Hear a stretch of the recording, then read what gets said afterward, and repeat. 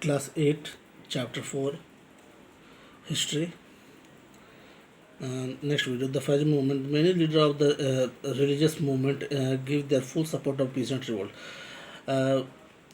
जब किसानों के ऐसे दुर्दशा देखकर बहुत सारे रिलीजियस लीडर भी जो थे, सभी धर्म के जो लोग थे, वो भी इस आंदोलन में शामिल हो गए. The Fauji movement was one of the them. Their leader Dada Miyan called upon the peasant not to pay land revenue और सो इंडिगो. इसमें ऐसा हो गया कि जब किसानों को इसे देखकर जब किसानों ने इसमें रिवोल्ट किया तो दादा मिला ने किसानों से कहा कि वो ज़मीन का कोई भी टैक्स नहीं देंगे, ना ही वो अब नील की खेती ही करेंगे. Under this leadership the farmer refuse to pay tax and the order of the landlords.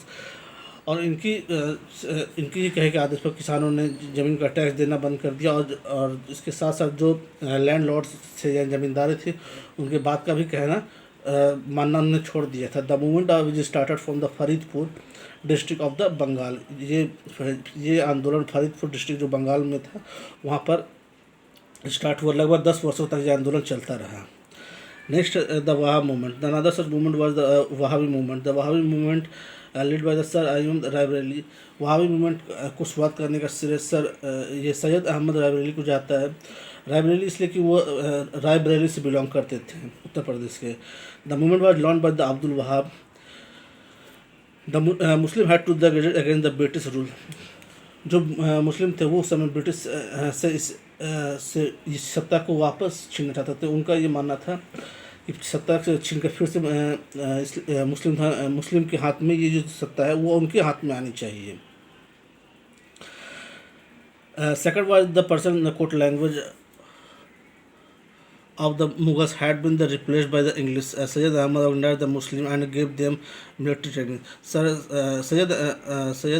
Syed Ahmad ने सारे मुस्लिम लोगों को एक हथ किया और उन्हें आर्मी की ट्रेनिंग भी दी.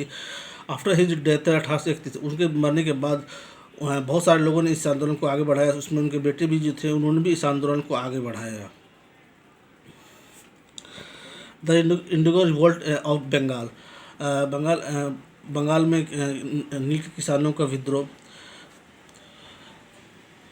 बंगाल में जो किसान थे उनकी स्थिति बहुत ही ज़्यादा ख़राब हो चुकी थी. किसानों से जबरन ज़मीन पर टैक्स लिया जाता था मनमाने ढंग से, जिसका किसान बराबर विद्रोह कर रहे थे. और इसी बीच में किसानों ने द्वारा एक आंदोलन चलाया गया जिससे नील का विद्रोह भी कहा जाता है, जो बंगाल में चलाया गया था.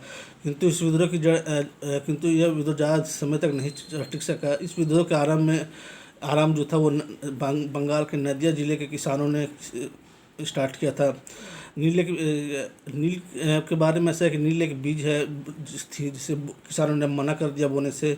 यह आंदोलन पूरी तरह अहिंसक था तथा इससे पूरे भारत के हिंदू और मुसलमान दोनों ने बराबर का हिस्सा लिया. सन 1860 तक बंगाल में नील की खेती लगभग खत्म हो चुकी थी. 1860 के बाद इसके लिए एक आयोग का गठन किया गया था. That's a chapter close.